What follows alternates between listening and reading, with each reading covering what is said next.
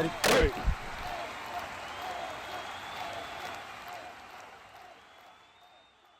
What's up, guys? It's Pick'em with HuddleGG, and welcome back to another episode of Ask Huddle. If you guys are new here, this is a series that we do each week. We answer your guys' questions to help you guys get better at the game. So if you guys have a question you'd like answered in a future video, wherever you're watching this, just make sure you leave that in the comment section below, and we will do our very best to get to it. If you don't see it in a future video, you can always ask us in our Discord. It's completely free to join. You just need to go to huddle.gg/discord.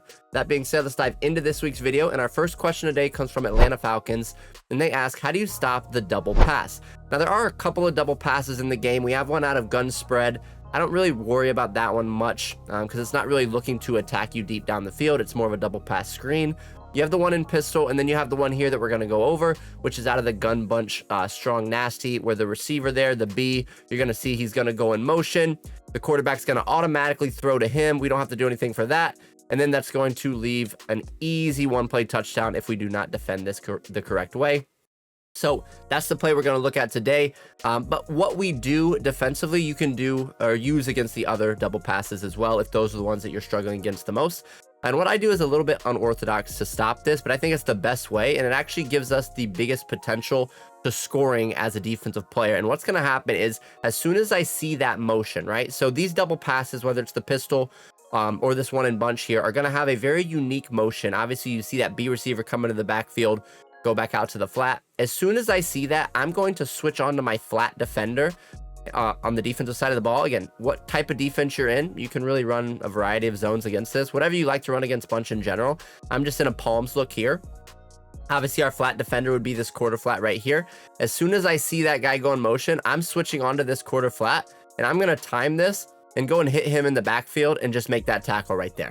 Okay, I do this time and time again when people are running the double pass. Again, I'm going to be using this guy. Let's say that I use the 3-rec on this defense. For me, I see that guy go in motion. I'm going to switch on here. I'm going to time this, and I'm going to go and make that tackle before he even has time to throw that ball down the field. I've had countless interceptions for touchdowns on this play if you time it correctly. If you hit him in the backfield and he fumbles, it is going to be a fumble because it's a backwards pass. So you can see, though, there's really no opportunity for them to even throw the ball down the field. So instead of me worrying about my coverage over and over and like, oh, is my guy going to be there? I'm just going to do this. And you can see that we just have the opportunity to make this a really negative play for our opponent. And again, like I said, you do have the potential to getting an interception for a touchdown. Also, if they don't catch the ball, it's going to be a fumble because it's a backwards pass. So you have those different options there. In terms of coverage itself, that does pretty well against the double pass. Cover one hole is going to be a decent option for you. Obviously, this is going to be a man coverage look. So if you don't like running man coverage against bunch, that is something that I would probably not go to, because you don't want to be in a defense you're not comfortable in if they don't run this double pass, right? But you're going to see here, if they do run the double pass, this play is going to do a decent job on its own. You can see that they don't really have the opportunity because of the shade there with our corner. Obviously, they get their ag catch there, but because of the shade with cover one to the outside, as you can see, and man coverage doesn't bite on the swing pass here. Obviously, this is really, really good coverage for what we're doing. If you wanted to use the deep safety and help out over the top as well, you could definitely do that. So if you're not looking to attack him in the backfield, cover one is one of the best stock defenses to defend this play. But if you are looking to be a little bit more aggressive and give yourself the opportunity for even a possible defensive touchdown, just click onto that flat defender, whatever defense you're in, and then run and make that tackle before he even has time to throw the ball. Our next question today comes from Big Brapper, and they ask, what's the best way to defend Hail Marys or deep passes? Now, when it comes to deep passes, if there is just a general way that your opponent is attacking you down the field just throughout the game, that's really hard to answer in a video like this, because really it depends what type of route combo they're putting on the field, depends on the coverage shell that you're in, depends on what you're doing with your secondary and things like that. So if there is a very specific route combo that you are struggling against, that's just, again, just a normal deep pass down the field that somebody is running throughout the game, just let us know in the comments for that, and we can try to answer that in a future video. But when it comes to Hail Mary or end of half situations or end of game situations, I'll show you the best defense, in my opinion, to make sure that we don't give up that big play. And we don't give up a pass interference call, which I think is really, really key. And I'll show you how I'm defending this. So again, if somebody is in Hail Mary, obviously there's a few different Hail Mary options. A lot of people are going to run the one here in the middle, where all four receivers really bend towards the middle of the field.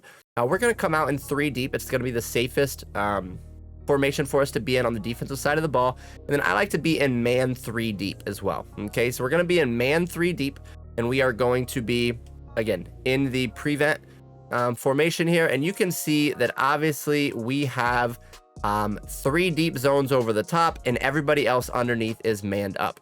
Now, the one thing that you might want to do to avoid somebody who is running something like this, where they are looking to go with the posts and the comebacks, if they ran this, the outside guys in the deep blues would actually bite down on the comebacks.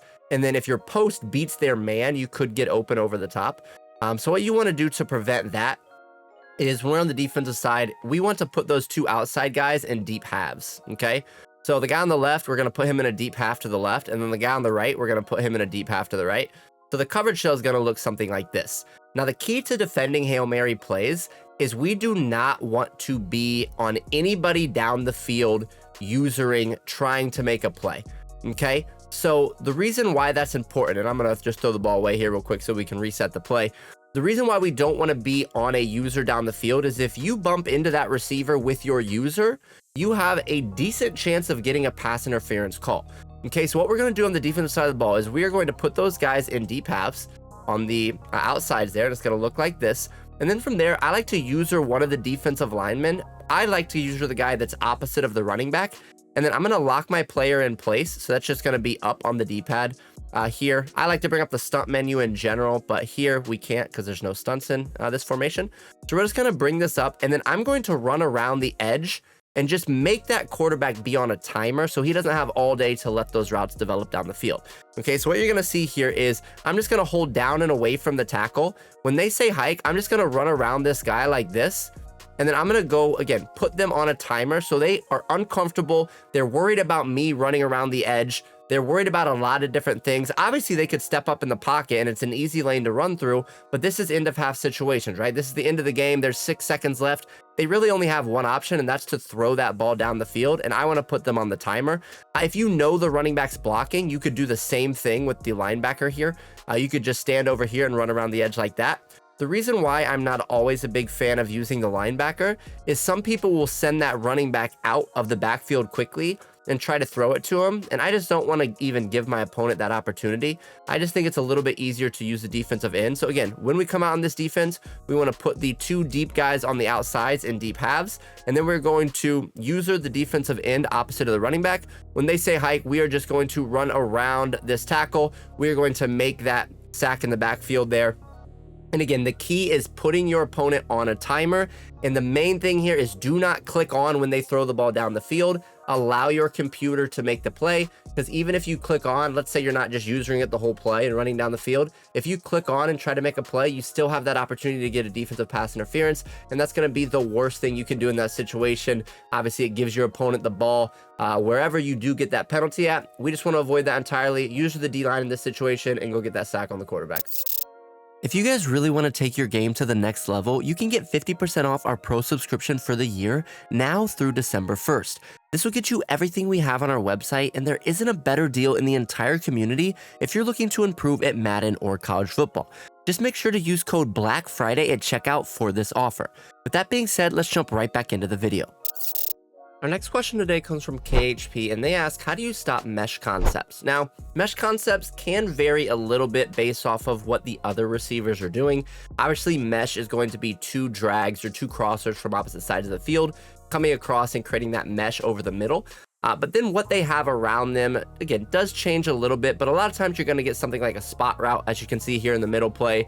Sometimes you'll see a deep dig. Sometimes you'll see a post. Again, you get a variety of things, but we're going to defend them all fairly similarly here. So what we're going to do is we're just going to come out and play, and you can come out in either cover 2 or I like cover 3 buzz looks as well. You could come out in a traditional cover 3 as well. But if we come out in cover 2 here, what you're going to see is if they're running a traditional mesh spot type play like this, where they're just going to have the 2 drags and then the spot route there with the other 2 routes or 1 route going vertical, as you can see the X and the running back on the wheel. All we need to do here in cover 2 is just shade down.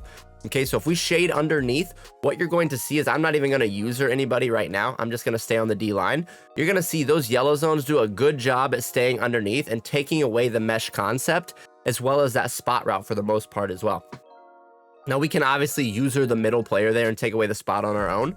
But if you see here, the yellows, when we shade down, are going to play right at that 5-yard marker. And then we're going to have the hard flats to the outside. And they're going to take that route as it gets to the opposite sideline, right? So the yellows do a good job in the middle of the field. And then this guy's going to do a great job once it gets to the outside of the field. Okay, so again, you can see here, completely blanketed over the middle, and we have 5 defenders playing at that 5-yard mark to take care of every window that these receivers are going to have to get open, right? The spot route here, as you can see, is something that we want to take if we're using over the middle, and if they're running something different, because a lot of times you'll see somebody, if they're running mesh, they're going to run something like a post or something over the middle, right? Or maybe a deep dig, something like that, just to have that second throw deeper over the middle of the field if they do take care of the mesh. So if we were in something like cover 2, we shade underneath, and we're going to be using this guy, we're just going to sit here for these, and then we're looking to get back to that intermediate route with our user. Okay, so take away the drags first over the middle, and then look to get back to the intermediate route, because obviously we have more time to get back to the dig route, right? We want to be here for that, and then right when we see that this guy's going to be passed off to our other yellow zone, we're going to start to work our way back to that intermediate route and try to lurk that and bait that throw and get that easy interception, to be frank. There again, you can see we're just going to shade underneath, the drags are taken care of, and then we're going to be able to take care of that with our user. Now, if you do want to be a little bit safer for vertical routes, you can always come out in a cover 3 buzz.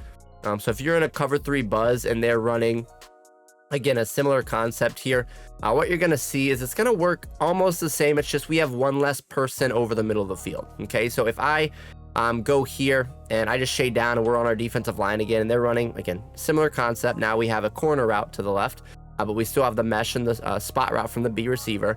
You're going to see that these guys do a good job to help take away those drags. And then the only thing you'd want to do with your user is be there to help take away that spot route late. So if we think the spot route's going to the right, I'd user the yellow on the right side here. Again, I'm just going to shade down. We're going to come down here. We're going to play right here. And then we're going to be right in front of that spot while also being able to defend the drag pretty well with our user also. So you can see one more time here, if we look at it, when we shade down, having the hard flats and having yellows on 5 yards, which is what happens when you shade down, is your yellows will play at 5-yard depth. That does a really good job against the mesh concept. And obviously here we'll take away the spot. Cover 3 is going to be a little bit safer down the field because we now have 3 deep defenders. But again, you're going to be a little bit more vulnerable, I guess you could say, underneath, but still not worried about giving up any big play. Obviously, we have a lot of people in the windows. It's just cover 2 is going to be completely blanketing the actual mesh concept and anything underneath, but give you a little bit more vulnerability deep down the field, whereas cover 3 is going to help you defend that a little bit better deep down the field, but then you may have a little bit more vulnerability underneath.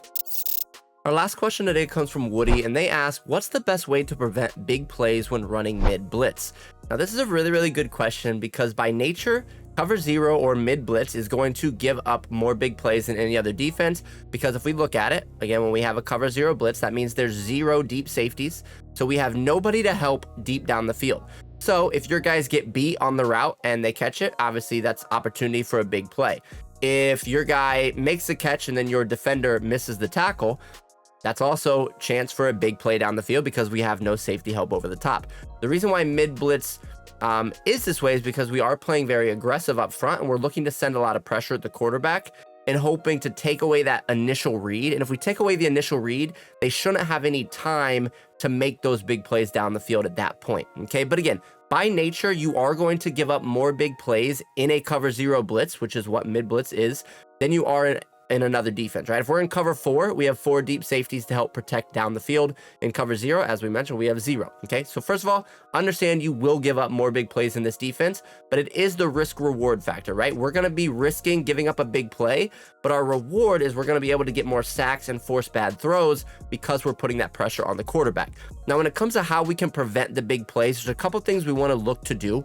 First of all, do not press your defense. Do not show blitz, okay? If we press our defense, if you look to the left side now, you can see that we have 3 defenders pressed up on the 3 receivers. If one of those receivers wins off the line, it's going to be an easy lob over the top for a touchdown. Okay, so I highly advise when we're playing cover 0, do not press.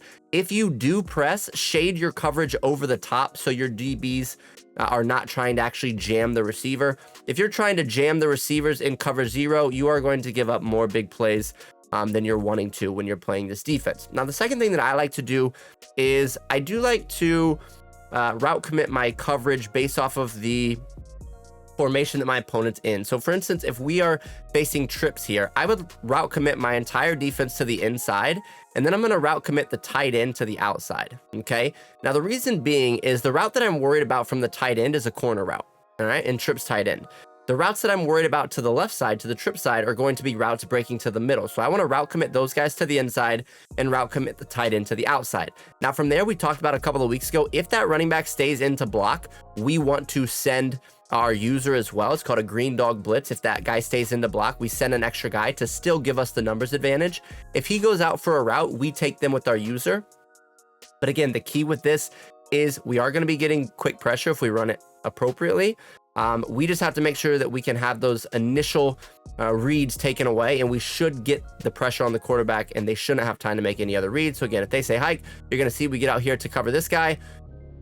If they don't make that quick read, they're not going to really be able to attack us deep down the field if we're sending the pressure correctly. Now, the one thing that a lot of people make the mistake on, and this is my personal opinion, is when you're running mid blitz, and most people are going to sit here and they're going to do something like this, right? Or they're going to do something like this where they're only sending 3, but they're in this cover 0 look with no help over the top. I think this is a really dangerous game to play because you're giving them way too much time with no safety help to defend down the field. I think that if you're playing cover 0, the vast majority of the time you want to send that heavy pressure, because again, if you're sending heavy pressure, you're going to put the quarterback on a timer, which gives them less of a chance to beat you down the field. And also make sure that you recognize the route combinations, you recognize the formations they're in, route commit if you want. But again, the big keys: do not press, do not show blitz. Understand you will still give up more big plays in this defense because it is cover 0.